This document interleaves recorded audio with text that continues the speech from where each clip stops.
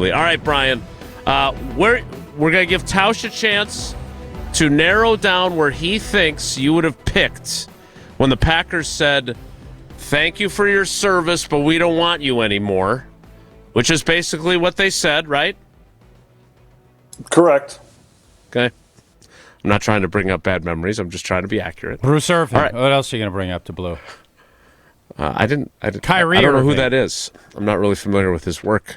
All right, Tausch. Okay. Who are the teams that you believe Bryan Bulaga would have considered in free agency had he had the world be his oyster? And there is a theme to the teams that I'm picking for Brian. They're all fish. Seattle Seahawks, Tennessee Titans, Houston Texans, Dallas Cowboys, Jacksonville Jaguars, Miami Dolphins, and who's the other? And Tampa Bay Buccaneers. Those would be my top. You just got you named like literally a quarter of the league. No, I told you my top 5. I think I went 6, but I have a theme of why I think Brian would pick one of those 6 teams. Seattle. I think I counted 8. I was just gonna say Seattle, Houston, Dallas, Tennessee, Yeah. The Dolphins, Buccaneers, and Jags. That's 7. Yeah. Okay. Okay. I'll give you 7. Those are the 7 teams that I think Brian would have signed with. Had money was all, they were going to pay similar amounts of money. Those are the 7 teams I think Brian would have looked at. Brian? Very, very astute, and I see your theme. And I know think your you theme. understand my theme. Yes. Yes. What if the Bears I had know- moved to Iowa? Would you have considered them then? How then? That's a good I don't question. think so. I don't think so. I don't think. Jason, do you know why I picked those? Because Brian, I know They're warm weather No, places. Bunch of teams that Seattle's haven't- not warm weather. Bunch of teams that haven't been close to winning Super No. Bowls except Seattle. Nope. What about Tampa that year? I Yeah, believe they Tampa just Super won a Bowl that year. championship. Yeah, what are you talking about? Brady. Jacksonville was on the doorstep a couple years Forgot. ago. You're right. Houston's in Hey, the playoffs every year. Tampa won the Super Seattle Bowl. just won the I championship. said except Yeah. Seattle. There's only 7. Tampa won the Super Yeah. Bowl the year after Brian left, and maybe if he'd have So stuck I around think- with the Packers, Brian, they'd have I won. think this illustrates how players think compared to Jesse. I'm going to Yes, leave Jason out of this. Yeah, it's Can you very explain true. to them why I would pick those cities that for you? Well, while they're all lovely cities, Yes, they are. A and lot of them are. they all have their benefits. Their main benefit is that there is no state income tax in any Come of on, those. boys. What's the matter with my you gosh. In any two? You of guys those, do. Come on now. in any of those states. So you would be making more money than where you would in another state. And that is a big reason why players choose teams that they go to, is based on state income taxes. Oh, yeah. They definitely NBA look at that. guys definitely look at that in a big way. Yes. You know that. Yes. Take all It's that out. kinda- Blue, take all that out of the equation because that's how guys do look at it from that perspective. Just from a football standpoint, where would you pick outside of Green Bay? Yeah, I was actually, when it was going through, I was actually really hoping for Tampa because it is 45 minutes away from my house. That was going to be my guess, by the way. Yeah. Yeah. Mhm. Like the stadium's an hour away from where I live. So that would have been really nice. But not close That enough would've for you to been go see Iowa in the bowl game they were playing in this year. It was There cold. weren't enough seats and I available. There weren't enough seats available. The thing was sold out. It was cold. Jesse, I've already told you this, and I got to watch them beat up on a great SEC team from home in the warmth. So I was good. You didn't have to worry about me. Yeah, Jesse. You got to watch it too. You Yeah, got to Jesse. watch it too because you had nothing else to watch, right? Ooh, burn. Your team wasn't on. true. It's or anything. very. Bradley did not get a true. bid. Gotta be arguing that point. Bradley didn't get a bid this year. That's unfortunate. They didn't get 6 wins. If you don't play, you can't lose. They've heard you there. So But you know what? I would have also a place that obviously this goes against the state income tax rule, but I think a place that I would have liked because I really, which their head coaching move confused me this offseason, would have been Buffalo. I'm Play with you. Josh That's Allen. exactly what I would have said. Buffalo just feels right. Because it's very Green Bay-ish. Mm-hmm. It's very. I mean, every time we played in Buffalo, it feels like you're going to Green Bay. Yep. Like that's what it feels like. So those two teams were the ones that I was hoping for. Obviously, Tampa they did a pretty good job, and they drafted Tristan Wirfs that played right tackle that for the few seasons Yeah, there. he had a pretty I good. think He's having a pretty good little run over there. Yeah, so they did good. And then, obviously, Buffalo, I think they might have drafted Spencer Brown, who's still there that year or the year prior. I'm not sure. He's still playing right tackle for them. So it is what it is. But those would have been the two spots that when I was going through it early on, I was like, man, I really hope one of these two gives a call to old Tommy Condon and we can get something done. The big bluester. Yep. First of all, kudos to Aaron and Chris in the YouTube comments, and I'm sorry if there's anybody else who got this, but they were on top of the no state income tax theme, so good work by them. All right, Brian, you used the word astute about Tausch, and I used it about you because you made the point about the Brian Gutekunst trading 2 first-round picks and Kenny Clark to get Micah Parsons, whereas Ted picked Clay Matthews, who had multiple double-digit sack seasons, whereas Rashawn Gary has not had any. Rashawn Gary was the 12th overall pick in 2019. Micah Parsons was the 12th overall pick in 2021. If you look at the moves Goody has made that give him this aura of aggressiveness, they come from drafts. I don't want to say failures, and I don't want this to be, Wilde's killing Goody, because he is a good GM. I have never said that he sucks, that he's a bad GM. But your misses have consequences, right? If they decided, even though he started like 50 games for them, they decided that Josh Myers wasn't good enough, right? So they don't bring him back even at a very low price tag, as it turned out with the Jets.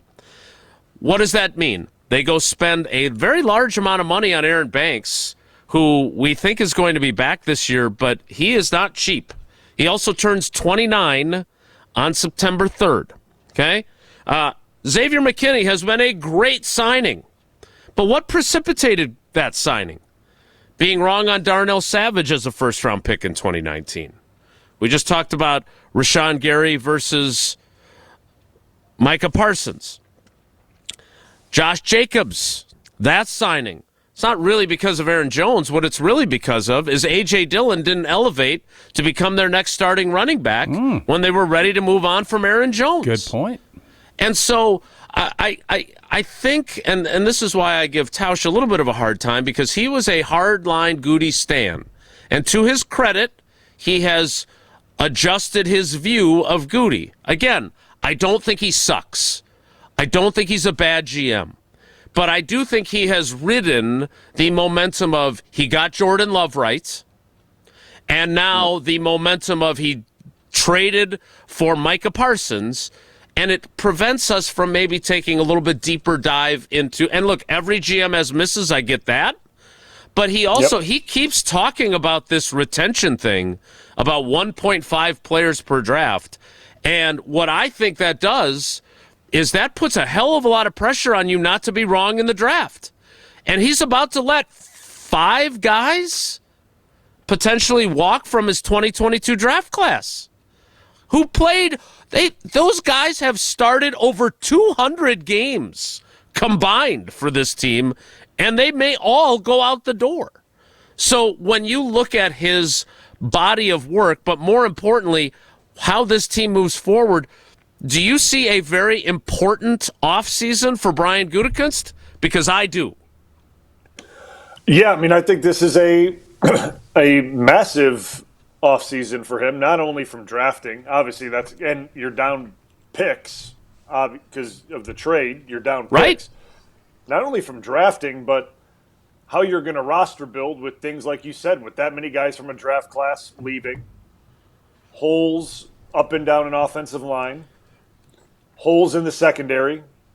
How are you going to fill this roster out? And I get at the Combine, he said, I think this is a Super Bowl roster, but I think there's a lot of questions right now to that. I think there's a lot of questions that need answered, and we're not going to get those answers, obviously, until we get into training camp and we get going. But this is a massive offseason. And, you know, there are consequences for missing on picks, like you've said. Like, you have to go get someone, and that always costs more money.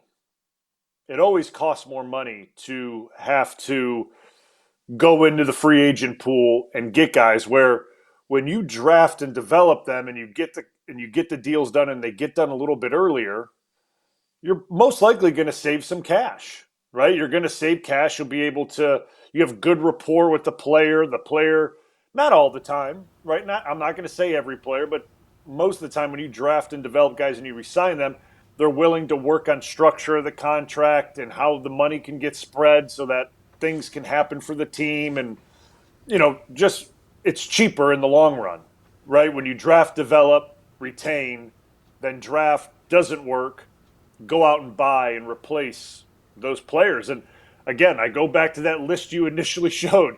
All those guys draft, develop, retain. You don't have to go into the market to buy running backs, or you don't have to go buy receivers, which is a very expensive position to buy, or DBs, they got Charles, obviously, but that was one of his aggressive and trades, nobody else wanted Charles other than Tampa, too. Yeah. That's also part of it. But the guys, and that's where when Jason said that 1.5, I was thinking that's, okay, maybe that number is accurate, but that's not how you should want it, because to me, there is always that buzz in the locker room, and you've seen this, Brian, because you had a lot of guys get second contracts.